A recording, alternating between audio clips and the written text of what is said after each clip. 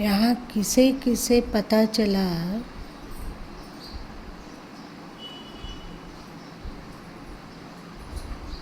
कि मन में संकल्प विकल्प उठते के साथ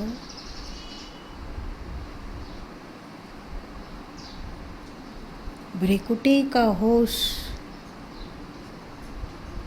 चला जाता है। किसे पता चला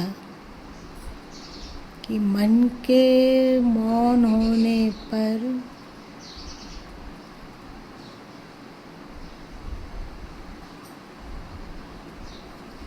आँखें भी अपेक्षाकृत स्थिर हो जाती है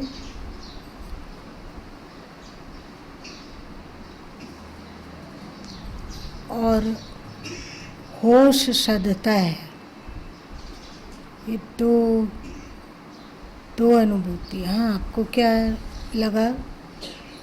मेरे को अनुभूति हुआ कि जब मन अस्थिर होता है दीपक थोड़ी देर के लिए चलते रहता है, लेकिन जो भी एक तो पल भर के लिए ही सही। दर्द होने लगता है और हाँ, गर्मी बहुत ज़्यादा ही लगने लगती है। क्या हो गया?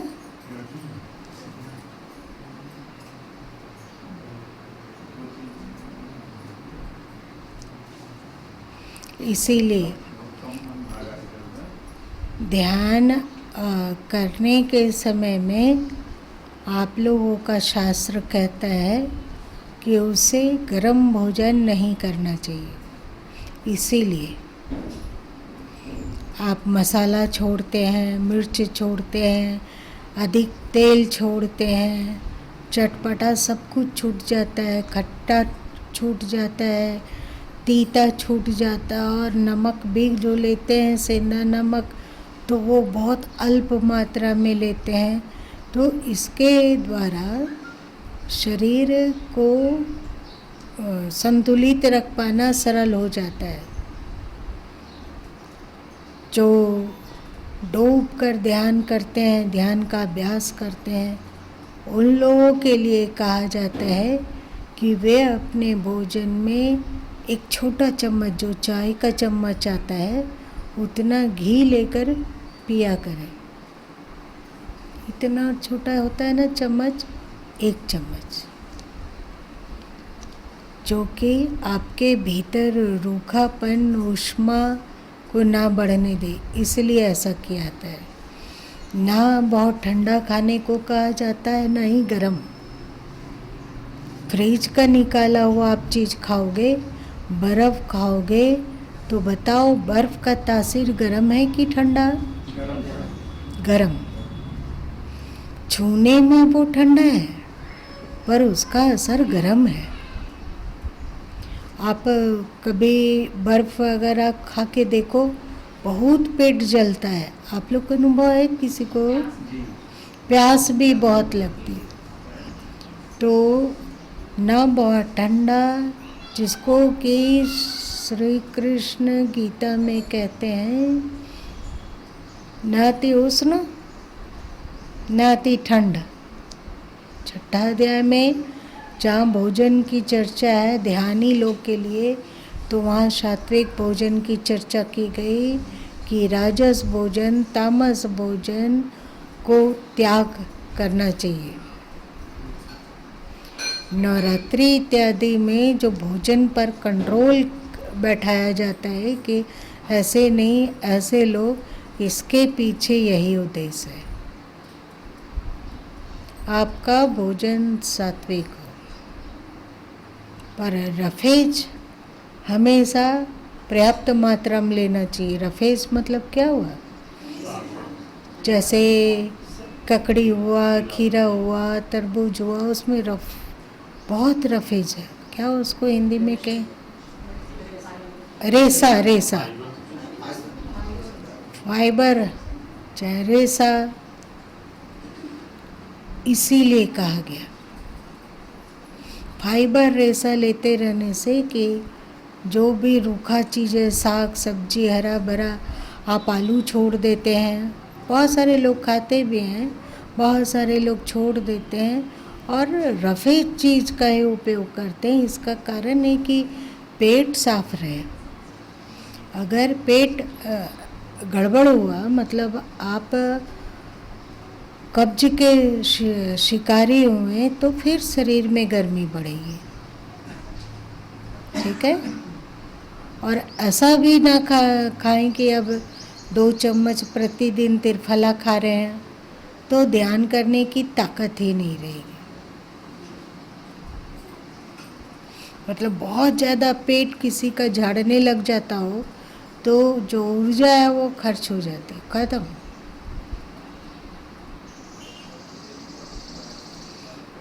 और एक बात है, अभी गुरु मंत्र में एक पद जोड़े हैं।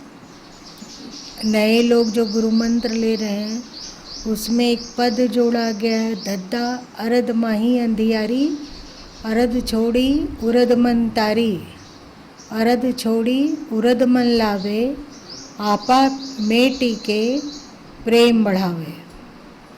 यही है। इसमें सदगुरु कबीर साहब भ्रिकुटी के ध्यान की ओर इशारा कर रहे हैं। दद्दा अरद माही अंधियारी। आधा अरद मतलब क्या होता है? नीचे। नीचे। उरद मतलब होता है ऊपर। अरद वैसे तो देखने में लगता है कि अरद नाभि के नीचे का स्थान अरद हुआ और उरद नाभि के ऊपर के स्थान को उरद हुआ। आधा आधा। नाभि आपके शरीर के ठीक सेंटर में है तो आधा आधा। पर संत बानी में अरद इसको नहीं माना गया।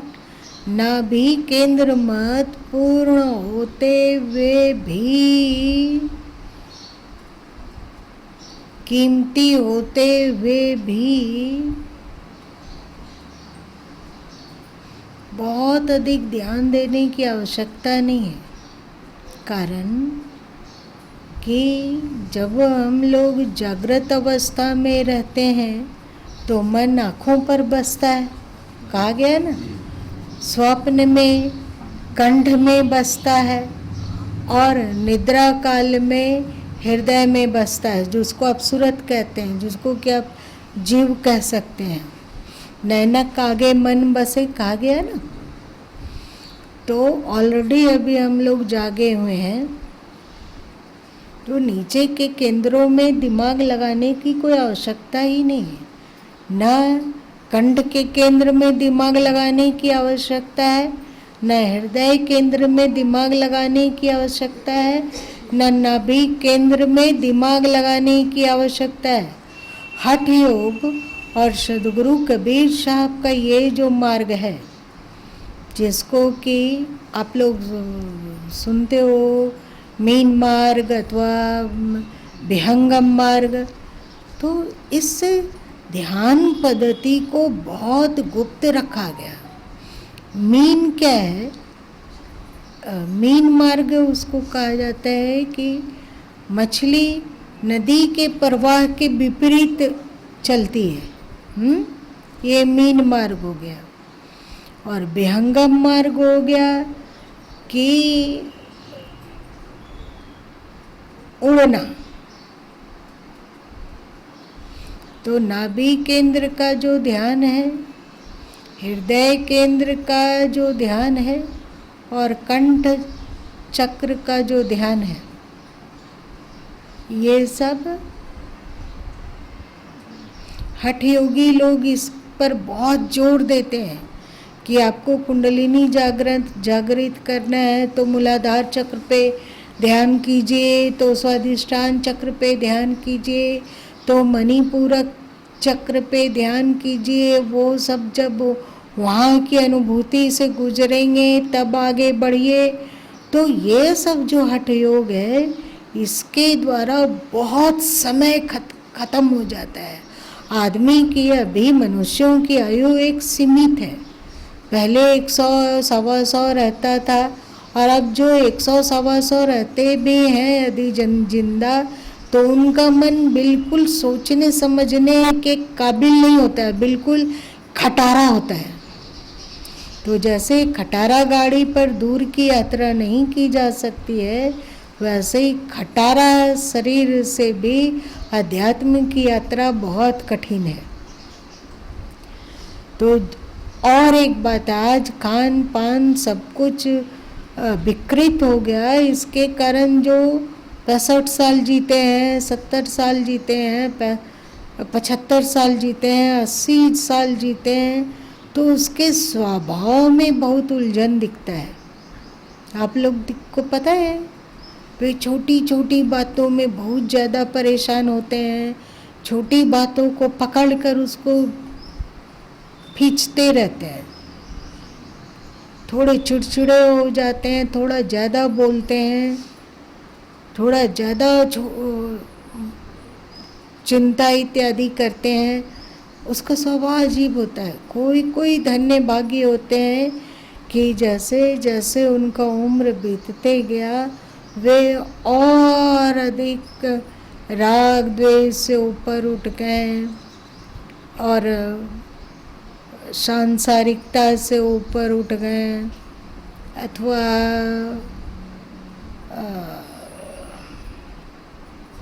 अब उसकी भक्ति भावना दिन दूनी रात चौगनी बढ़ते जाती है। इसका अनुभव गुरु माँ बाबूजी को देख कर किए। जब गुरु माँ के पास बाबूजी आए थे घर से, तब उनके साथ कोई बुरा व्यवहार किया है वो नहीं भूले हुए थे। ज़्यादातर गृहस्थाश्रम में तो बुरा व्यवहार करने वाले होते हैं। भाई है तो भाऊ है, तो भतीजे हैं, भतीजी है, कड़वा कड़वा व्यवहार, तो वो उसको नहीं भुला पाते थे। यदि गुरु माँ कहते थे कि जैसे आप सबको आशीर्वाद देते हैं, वैसे ही जो आपके साथ बुरा व्यवहार किया उसको भी आशीर्वाद दीजिए, तो वो बोलते थे कि उसका चेहरा भी हमें देखने का मन नहीं करता है।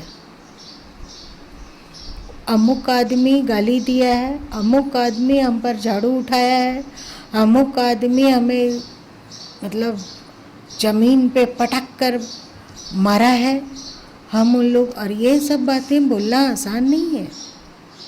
आसान है कोई झाड़ू लेकर आपको 3-4 झाड़ू लगा दिया हो, अथवा आपको ज़मीन पर पटक कर गुस्सा बरसा रहा हो, चाहे वो भाई हो, भतीजा हो, भतीजी हो, तो ये इतना अधिक पेनफुल बात है। और यदि छोटा भाई ऐसा करता हो तो और अधिक पेन है। यदि भाऊ करती हो तो पेन और बढ़ जाता है। भाऊ किसे कहते हैं? छोटे भाई की पत्नी अगर वो गाली गलौज करती हो, वो ऐसा टूटा हुआ कपड़ा घड़ा ही सब लेकर आप पर फेंकती हो मारने के लिए, छू तो सकती नहीं है। पहले के समय में ऐसा नहीं है कि वो छू सकती है, तो भाऊ एकदम अजीब तरह का दूरी रहती थी। अभी है कि नहीं वो हमें पता नहीं। तो उस टूटे हुए कपड़े घड़े को फेंके, झाड़ू से मार रहे हैं, पटक कर गुस्सा बरसा रहे हैं, तो उसको क्षमा कर पाना बिल्कुल आसान नहीं है। लेकिन उनको समझाते समझाते कि देखिए अब तो वो घटना बीत चुकी है, उसको अनहुआ नहीं कर सकिएगा आप। और यदि अभी आपकी मृत्यु होती है तो वो जो द्वेष है, वो जो चिढ़ है, वो जो नफरत है आपके साथ चला जाएगा। तो उनको लगता था कि हाँ, नफरत साथ चला जाएगा, द्वेष साथ चला जाएगा, तो फिर तो हम गुरु माँ को नहीं पा सकेंगे। उनको ईश्वर में उतना अधिक भरोसा नहीं था। आत्मा उत्मा से उनको कोई लेना देना नहीं थी। गुरु माँ तो नफरत मन में रहेगा, द्वेष रहेगा, तब तो गुरु माँ से हम नहीं मिल पाएंगे। तो बोले कि नहीं, हम सबको अब क्षमा करेंगे, जैसे आप बोलते हैं वैसे ही बनेंगे। और एकदम वैसे ही बनने में एड़ी चोटी कर दिए। फिर जब जो उनके साथ बुरा व्यवहार किया था वो भी आता जन्मदिन में, और कभी गुरु माँ को बंदगी करने आता, और जाके यदि वो बाबूजी का पैर छूता हो तो जैसे अपना बाल बच्चा को उनका था कि उनकी बहू हो, उनका बेटा हो, बेटा लोग से ही पैसा लेते थे। मजे की बात ये है कि बेटा लोग से ही पैसा लेते थे। और अब यदि संतोष का जन्मदिन और वो पैर छूने गया तो एकदम शान से अपने पॉकेट से 1100 निकालते थे, उसके हाथ में रखते थे कि जाओ मिठाई उठाई खरीद के खा लेना। चाहे विनय हो, चाहे सुनील हो, चाहे बहू लोग हो, उनकी है उन्हीं का बेटा लोग का ही पैसा, लेकिन ये मेरा बेटा लोग पर अधिकार है मेरा। और गुरु माँ भी थे एकदम कठोरता से कि उनको हर महीना पैसा देना है, तो अपना बांटते थे। उसी तरह भाई भतीजा जो कि उनके साथ बहुत बुरा व्यवहार किया, वो भी यदि पैर छू रहा है तो पॉकेट से शान से 1100 निकाले, उसके हाथ में दे दिए। धीरे धीरे करके उनका जो सारा राग द्वेष था एकदम पोछा गया, धीरे धीरे बिल्कुल साफ सुथरा होने लगा। थोड़ा कभी कभी उनको अपने ज़मीन इत्यादि पर मोह होता था, अभी जहाँ उन लोग नया घर बनाया, मील पर कभी मोह होता था, कभी घर पे कि वहाँ ऐसे बना देते हैं, ऐसे बना देते हैं। तो फिर गुरु माँ समझाते थे कि फिर आप असत्य चीज़ में के मोह में ग्रसित हो रहे हैं, हटाइए मन को वहाँ से। कुछ ही नहीं है, जब मृत्यु के बाद छोड़ना है तो उसका मोह जीवन काल में ही क्यों नहीं छोड़ दिया जाए, हट जाइए। धीरे धीरे धीरे मृत्यु तक आते आते सब धुल गया, सब पोछा गया। तभी तो उनकी इतनी शानदार मृत्यु हुई।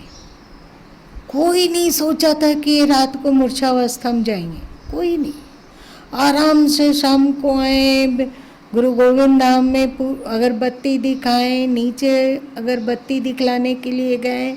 नीरज बोला हमें फूल दे दीजिए, अगरबत्ती दे दीजिए, हम पूजा कर देते हैं। तो कह नहीं, जो हम करेंगे वो मेरा, जो तू करेगा वो तेरा। अपने फूल उल तोड़ कर लाए, नीचे भी चढ़ाए, फिर गुरु माँ के पास आए, गुरु माँ को अगरबत्ती दिखलाएं, फूल चढ़ाएं, और उनका था अपने गोदरेज की चाबी जल्दी किसी को देते नहीं थे, लेकिन उस दिन जाने समय संतोष को दे दिए चाबी, कमरा का भी चाबी दे दिए, गोदरेज का भी चाबी दे दिए कि गुरु माँ को दे देना। एकदम राप साफ, कहीं को आसक्ति नहीं। वहाँ आ गए और मजे से बेहोश हो गए, मूर्छा, ब्लड प्रेशर लुप्त, श्वास में कठिनाई, मूर्छा, zero blood pressure. Zero blood pressure विकास से 2-3 बार बोले कि फिर से ब्लड प्रेशर नापो, तो जीरो ब्लड प्रेशर में गुरु माँ उनको पुकारे कि देखिए गुरु माँ आए हुए हैं। तो उस जीरो ब्लड प्रेशर में भी वो इंसान राम बोला, को उनको ये सब कुछ सुना नहीं रहा था। ये जीरो ब्लड प्रेशर में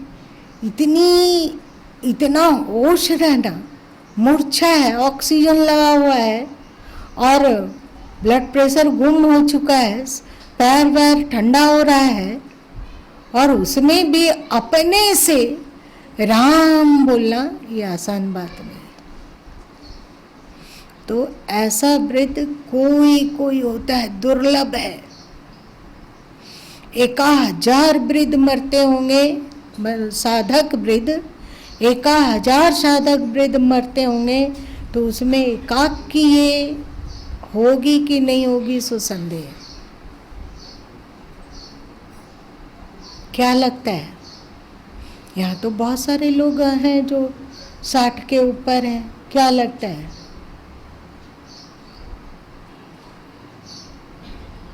हम लोग हम लोग की मृत्यु ऐसी हो सकती है? कोशिश जारी है वैसे। एकदम कोशिश जारी रखना चाहिए। तो वृद्धावस्था का समय वो गॉड गिफ्ट है। बाबूजी अपने आप को सुधार सकें और अपने आप को इन सब चीज़ों से ऊपर उठा सके, इसका एक बहुत बड़ा कारण था उनका गुरु माँ के प्रति पागलपन का प्रेम। और उनमें कोई बहुत ज़्यादा बाद में जो खासियत आई वो इस प्रेम के कारण ज़्यादा आई, बहुत ज़्यादा। अगर गुरु माँ उनको छोड़ के 15 दिन कहीं रह गए तो पक्का है कि वो सूचना मिलने लगेगी कि उनको ये हो रहा है, उनको वो हो रहा है, उनको वो हो रहा है, वो नाराज हो रहे हैं, वो नहीं सो रहे हैं, तो कभी कुछ तो कभी कुछ।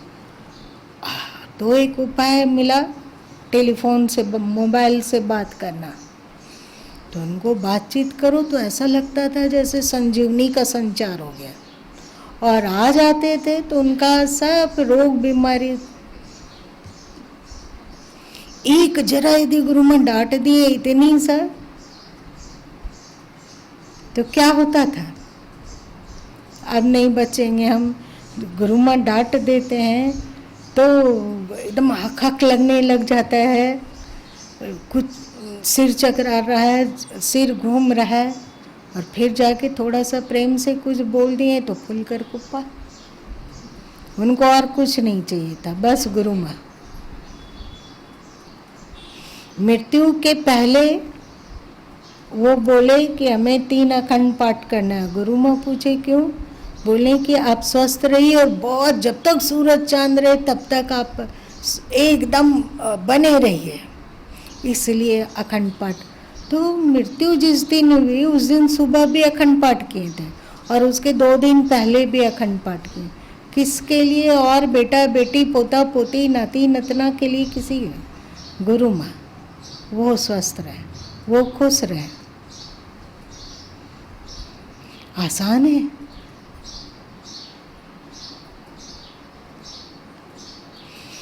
इस प्रेम के कारण वो बिल्कुल कांच से हीरा बन गया। और कभी कभी गुरु माँ सोचते हैं तो लगता है कि हम सबकी वैसे ही लाजवाब मृत्यु हो, एकदम बिल्कुल लाजवाब, पर दुर्लभ है। ये जो इन चक्रों का भेदन करने में लग जाते हैं, उनका इस जीवन में कुछ होगा कि नहीं सो पता नहीं, क्योंकि बड़ा समय साध्य है, बहुत समय लगेगा उसको।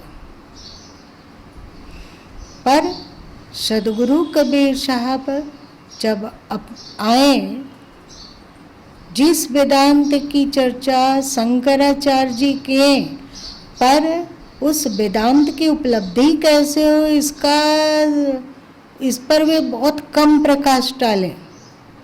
पर सदगुरु कबीर साहब जब आए धराधाम पर, तो वे इस पर भारी मात्रा में प्रकाश डाले कि नीचे के चक्रों को छोड़ो, आयु कम है और शरीर में क्षमता भी कम है, बुढ़ापा में क्या होगा नहीं पता, इसलिए आँखों के नीचे को उन्होंने अर्ध कहा और कहा अर्ध माही अंधियारी।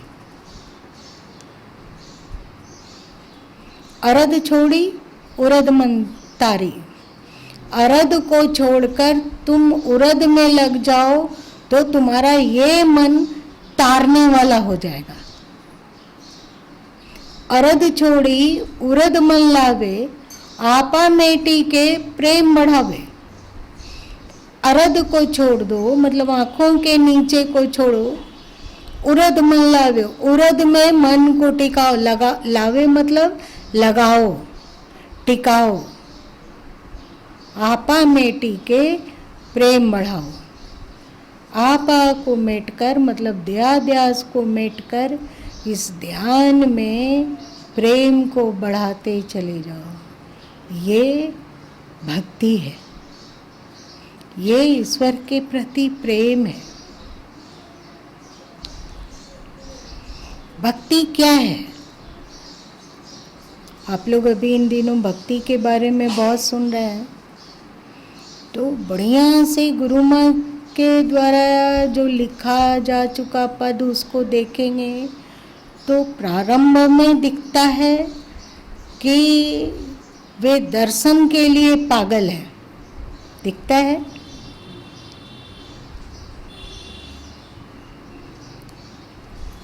अब न बिरह सहा जाए, प्यारे है ना, तो दर्शन के लिए पागलपन है।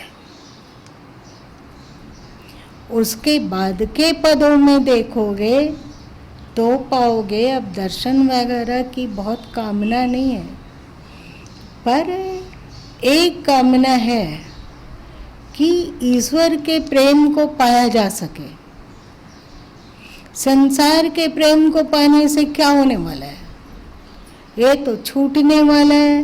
तो नहीं मालिक, नहीं प्रभु, बस हम तेरा प्रेम चाहते हैं और कुछ नहीं। पपीहा प्रेम का प्यासा,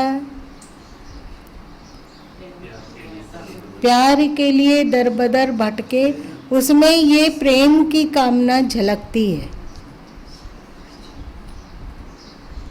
कि वे प्रसन्न हों। उनकी प्रसन्नता और उनका प्रेम जीवन की सबसे बड़ी पूंजी दिखती थी। अब आया जो कल गुरु माँ बोले, क्या बोले? कुछ नहीं मिलने वाला है, इसको स्वीकार करना। ये आना कि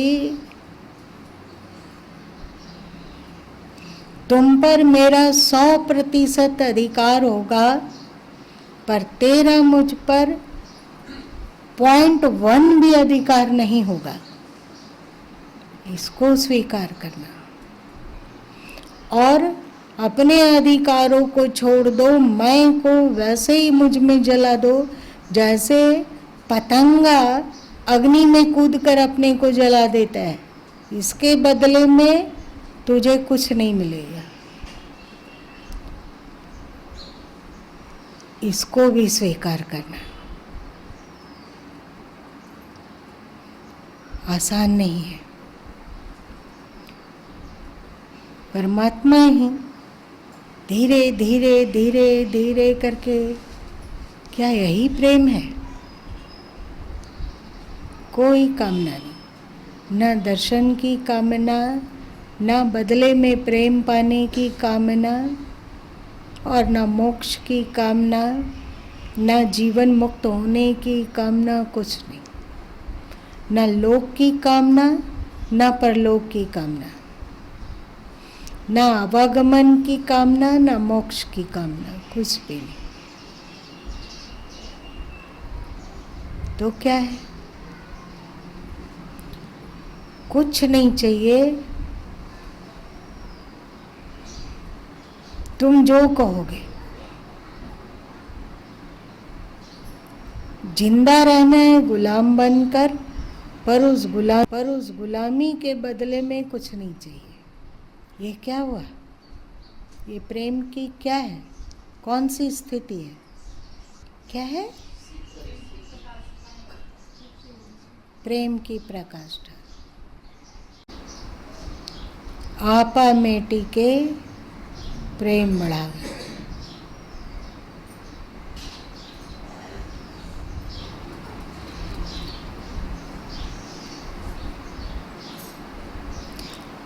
आँखों में मन है तो जैसे जैसे आप आँखों से ऊपर थोड़ा सा भी ऊपर उठे, भ्रिकुटी पर, जैसे जैसे आप भ्रिकुटी में स्थिर होने लगोगे वैसे वैसे मन छूटेगा। और जब तक मन नहीं छूट जाता है तब तक आगे की यात्रा हो ही नहीं सकती। मन यहीं तक, फिर जो यात्रा करनी है वो सुरत के द्वारा होगी। क्योंकि तुलसीदास जी अथवा सभी संत कहते हैं कि मन और इंद्रियों से उस अस्तित्व को नहीं उपलब्ध हुआ जा सकता है। मन और इंद्रियों से होने वाले साधन से प्रकृति पार परमात्मा को कैसे पाया जा सकेगा? प्राकृतिक मन और इंद्रियों से प्रकृति पार के ईश्वर को नहीं पाया जा सकता है। तो भ्रिकुटी पर ध्यान साधते साधते साधते मन छूट जाता है और अब जो यात्रा होगी वो सूरत से होगी। सूरत क्या है? उसी को जीव भी कह सकते हैं।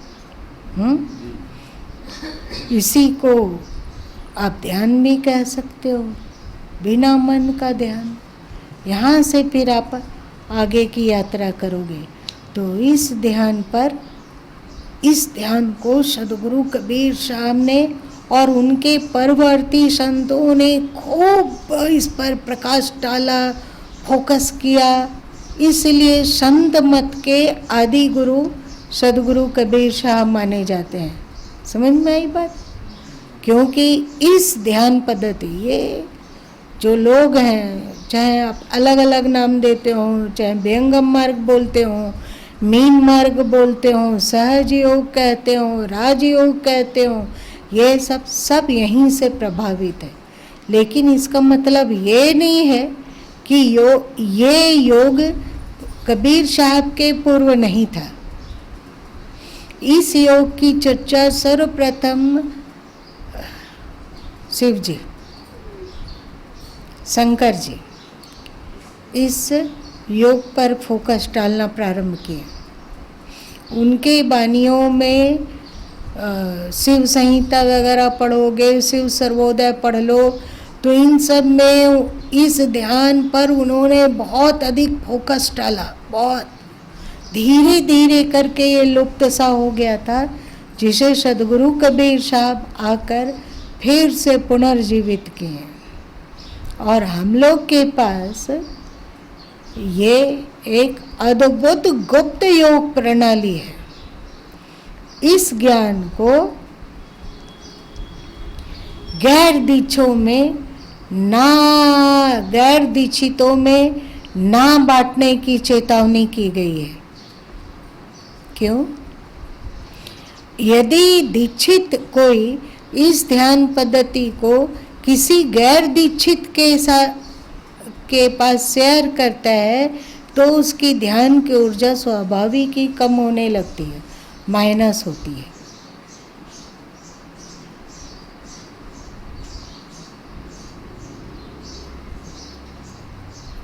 महागुप्त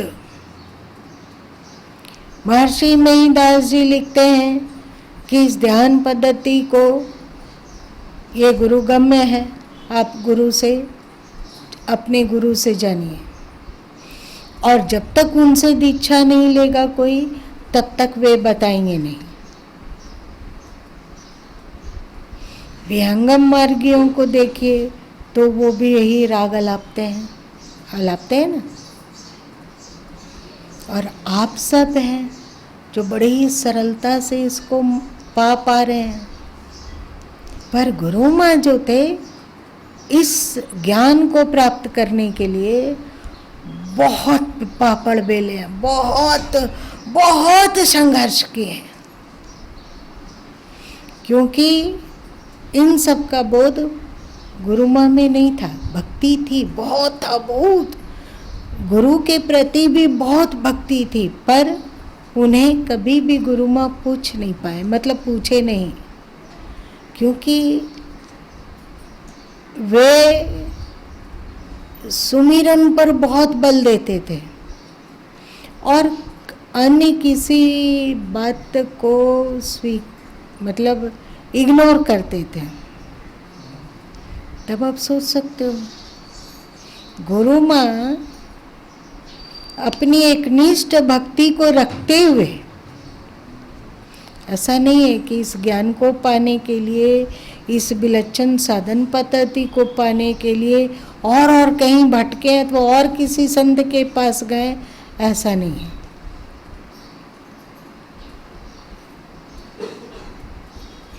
ये सद्गुरु सत्ता तुम लोग को बताए थे ना कि जब गुरु माँ सामने कमरे में रहते थे, बताए हैं ना, तो वहाँ से ये ज्ञान मिला जो आज आप लोग मुफ्त पा रहे हैं बिना मेहनत के।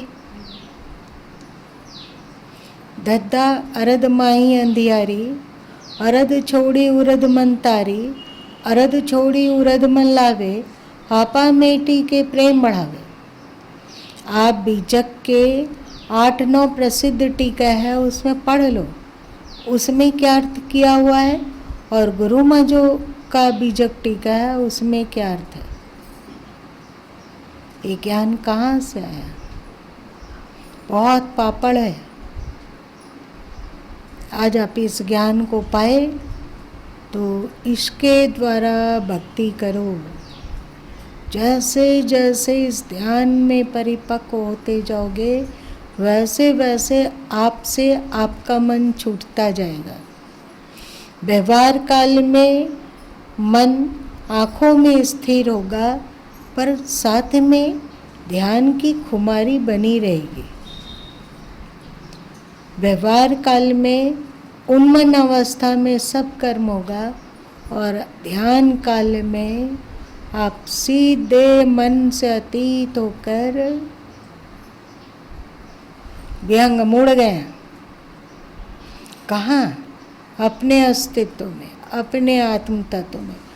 और मजे की एक बात बतलाते हैं कि ऐसा होने लग जाता है कि आप कुछ व्यवहारिक बात कर रहे हो, एकदम डूबे हुए उस व्यवहारिक बात में, और बीच बीच में पल दो पल के लिए अपने आपा में भी डुबकी लगा के आ जाते हो, किसी को पता भी नहीं चलता है। ये क्षमता प्राप्त हो जाती है। बात कर रहे हैं एकदम सांसारिक बात है, देखने में लगता है कि वो तो बिल्कुल तो अभी व्यवहारिक बात कर रहे हैं, लेकिन बीच बीच में वो डुबकी लगा लगा के आते रहते हैं। यही जीवन मुक्ति है। अभी व्यवहार, और जब चाहे तो जैसे घोड़े का लगाम खींचा जाता है तो घोड़ा रुक जाता है। व्यवहार की बात कर रहे हैं, सुन रहे हैं, पल भर के लिए आंखें बंद और फिर से शून्यता, मतलब मन की मौनता, और अपने आपा में डुबकी। पल भर, 1-2 पल आँख टपकने इतना, फिर वो आपके साथ चर्चा कर रहा है। बातचीत में व्यतिक्रम हुए बिना भी ये स्थिति उपलब्ध होती है।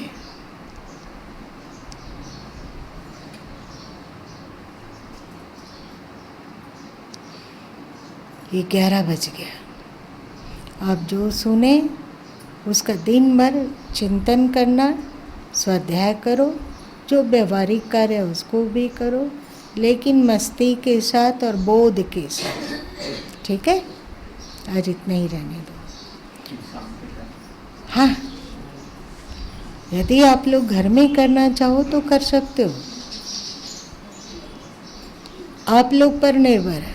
आना चाहो तो शाम को आ सकते हो, सब बैठ के कर लेते हैं, और घर में करना चाहते हो तो घर में भी कर लो। ठीक है,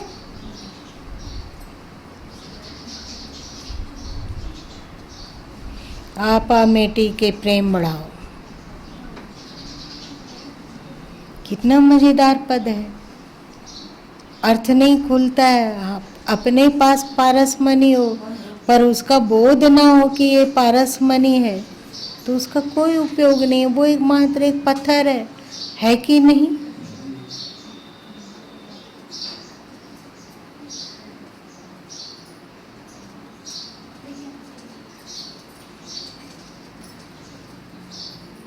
ये जो गुरु माँ खोल के बता रहे हैं कि सूरत किसको कहते हैं, सूरत के साथ कहीं आया जा सकता है,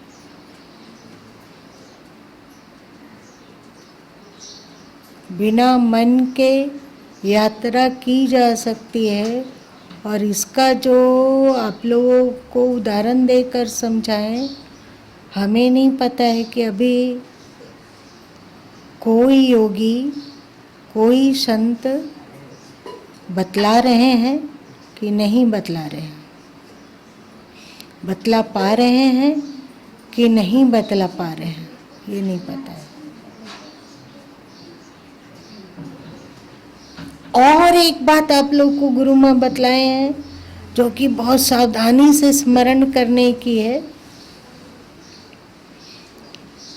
कि जब आप मन के बिना हो जाते हो और ये इसी स्थिति में पल 2 पल, सेकंड 2 सेकंड, 5 सेकंड, 10 सेकंड रह पाते हो, तो उस समय की जो क्या उसको कहेंगे, मन है नहीं जो कि अनुभव बोलेंगे, वो उतने पल के लिए आप ईश्वर में हो। गो गोचर मन जहाँ लगी जाई सो सब माया जानऊ भाई कहा गया ना, तो इंद्रिय और मन से परे होते के साथ आप ईश्वर में होते हो, यही ईश्वर है। इस तरह की व्याख्या कोई और संत कर रहे हैं कि नहीं, यह हमें पता नहीं। इस तरह किसी को भी ईश्वर की अनुभूति कराया जा सकता है, ऐसा कोई कर रहे हैं कि नहीं, नहीं पता।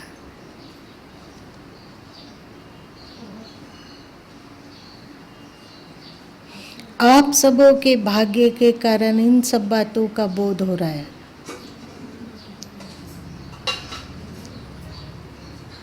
क्या समझे?